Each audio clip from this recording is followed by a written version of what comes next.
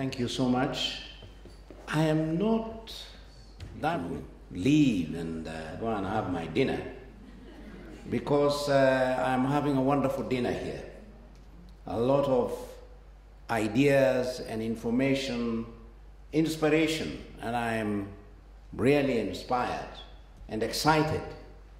And I'm being taken back to the 60s when we just got our independence.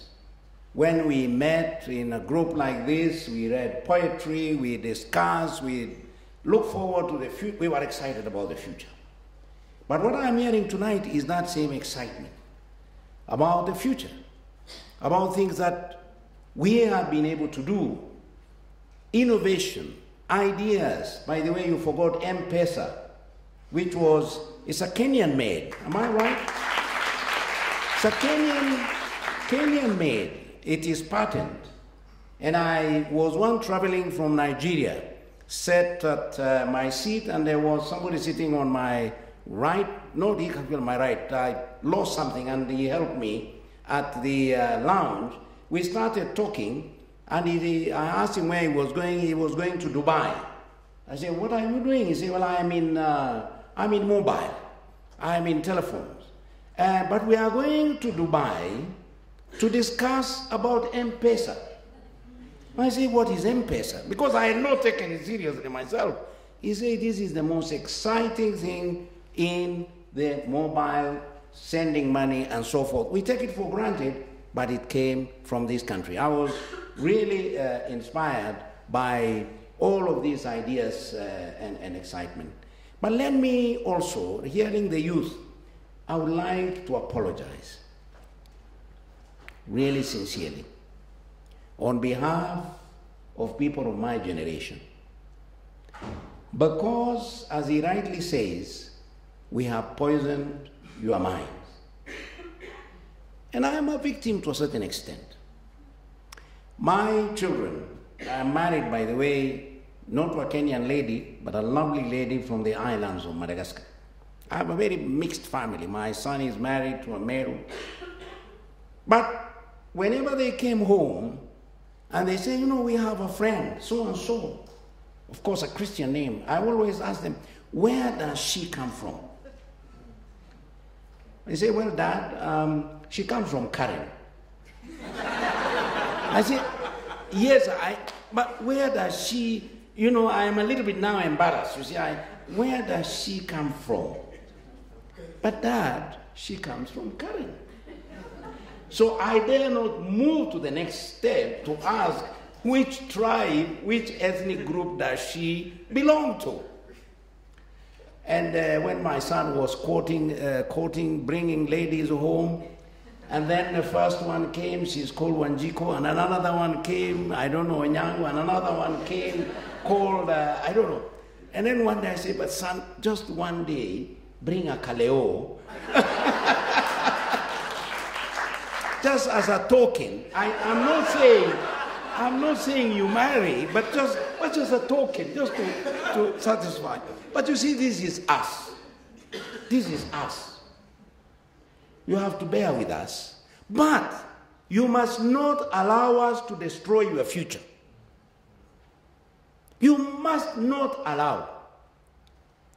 Unfortunately, you do. Because when we tell you where you come from, immediately you say our people. You talk of us. You talk of them. And I find, I'm sorry to say this, among the youth also, there are some who have become fundamentalist in ethnicity. Amongst you, you have taken over from us and even gone much farther. And we are now worried. We thought we were giving you a little bit, but what you have done is you have taken wholesale. So that when somebody says, "I am this community," you say that is an enemy because it doesn't belong to you. Recently, the University of Nairobi held elections. I am a bit embarrassed and ashamed by the tone that it was taking. exactly copying us the way we have done. We would like the young people to take the leadership, and you can. And you can do that by not copying the mistakes that we have made. I'm hoping one of these days we can organize a meeting between ourselves and talk as frankly as we can about this issue. Openly, frankly, honestly, we talk about it. During that time of crisis, I talk to people and I say it all. What is it that troubles you with the Kikuyus or whoever is in Rift Valley? I say, don't hide anything. When we manage to organize a meeting between Kikuyus and the Kalenjin, I say it. What is it that bothers you?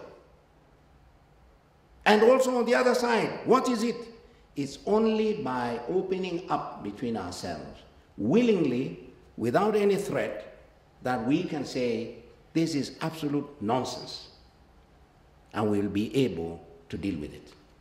Let me say this I've been trying to do some work in this whole area. We haven't stopped, by the way. We are still going on because we know the country is not quite yet together. But yet there are many things that are uniting us. Many things that, this is a very strange country. It's a fantastic country. It's a very exciting country. People coming together without asking where you come from, working together, they are innovating together, they are playing together, then suddenly something happens and it snaps. So we need to find stronger strings that bind us together. I think those are the things that are not yet there. But to say that we are completely divided is not so true. We have a lot of coming and going connections, a whole network amongst ourselves, appreciating each other. And yet, there is that force which comes, and when it hits us, we quickly fall apart. So we need to look for what is it. And I have struggled with it myself. And I think I mentioned it the last time during the Samusa meeting. I thought this was going to be the Chapo meeting. And I was really expecting Chapo so that I can have something before going home. But when I went there, all there is beer and something else, and not Chapo. But I think next time we will make it Mandazi. But the whole question of identity, I think I did mention the last time, but it's worth repeating for those who may not have heard. To me, when we analyze the situation, is our multiple identities which we have. We have our ethnic identity, we may have our religious identity, we have our clan identity in some places, and we have our national and racial identity. Now, what has been happening with us is, of course, there is a hierarchy of identities. The countries that seems to hold together have a national identity, is the dominant identity. And this is what happened in Tanzania. Because of the language, but because of the leadership. The leadership went out with humility, with integrity, with honesty. And you remember we used to laugh when Tanzanians say that we are removing this word, Mr., Dr., Professor Kiplagat, Your Excellency, and we call one another Ndugu. You remember that? It's died out, but Ndugu. Brethren, sister, brother. And we thought, what is it? But yet in their psychic, it did in fact make them feel they belong to a family. They belong to the family called Tanzania. So you have that national identity, you have ethnic identity. In Kenya, what has been happening, slowly the national identity, which was very strong immediately during the struggle for independence, immediately after, we really felt there was something that was going on there, it began to come down. And now it is maybe number 3. And on top is our ethnic identity. Sometimes the religious identity comes close to that ethnic identity, depending on where, or fuses. You find now churches, you find organizations that are religious, that are ethnic. And so everything is fused.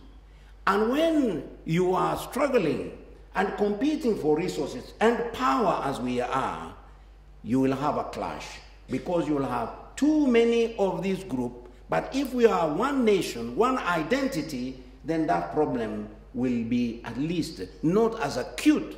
The struggle and the conflict will not be as acute as it is, and it will not be based on ethnicity, but it may be based on something else. So I would like us to find a way of raising again back the identity that I am a Kenyan, so that I don't ask my children, where does this friend of yours come from, expecting her to tell me she is from the lake or she is from the mountain. That's the way we say it this day, by the way, and so forth. But rather, I would say, this is a Kenyan, welcome home, my daughter, my son, or my grandson.